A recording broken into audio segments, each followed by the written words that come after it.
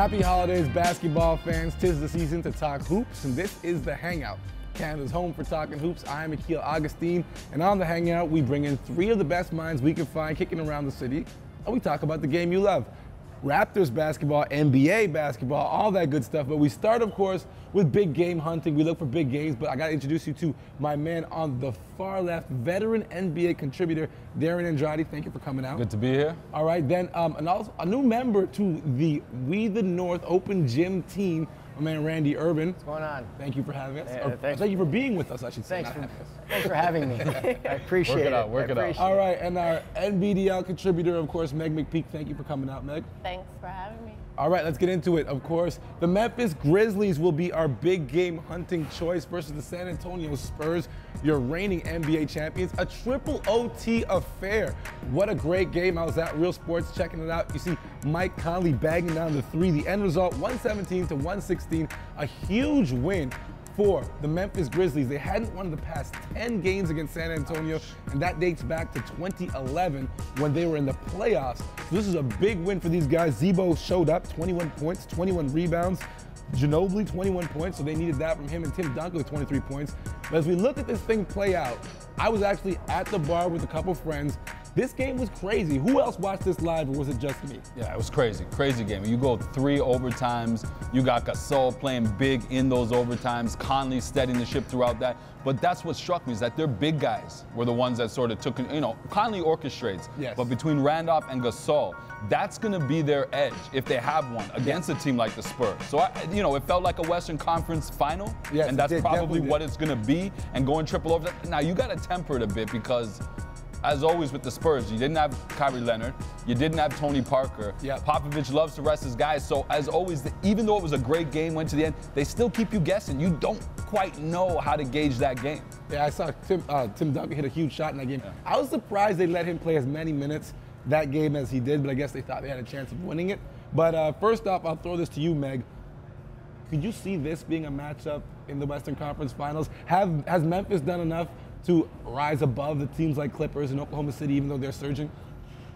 Definitely. I 100% think that the Memphis Grizzlies, as they have been, are the team to keep your eyes on the back of your head when it comes to the playoffs. Because at the end of the day, the West is so strong and so competitive that when it comes down to it, there's always that one team that you have to keep your eye on. And I think right now it's the Grizzlies, because they've now beaten the Spurs, yes, and they just beat Golden State Warriors. So, I mean, when you can beat the best team in the league and then the reigning champions and continue to play the way that they're playing, especially with Zebo, the age he is and the minutes he's playing and he hasn't looked better than he has right now. He doesn't take a lot of physical demand on his body. All right, so I'm going to throw this one to you, Randy. Are you scared now?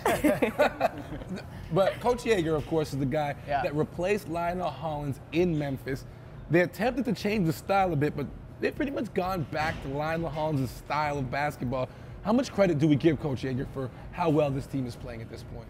I think you got to give him a lot of credit, because Memphis is now in the upper echelon of the Western Conference. They were the team that was the 5, 6, 7, 8 team you didn't want to face. Now they're going to be the 2, 3 seed that you definitely don't want to face, and I think could go to the Western Conference Final for sure. I think he deserves a lot of credit. You don't think they were kind of there when Lionel Hollins was coaching? Because I had them at that level at that point in time, and they took a step back when they fired him. I think they're even better. And when you talk about, the coach being able to, recognize that, that's another asset. The fact that he tried to go in a different direction, realized, look at my personnel. The old grindhouse model. Just because Hollins isn't there don't mean they can't be the grindhouse boys, and that's what they are. And so when you recognize what you have, even if it's a highly talented team, even if it's a team that's threatened in the past years, I think it's been a slow but steady come up for Memphis to get to this point where they're looked at as, the elite, if not the elite team of the NBA. And being able to integrate Marc Gasol more into the offense on a regular basis has been a great move for them. I know he's slimmed down. That's part of the reason why he's just so effective.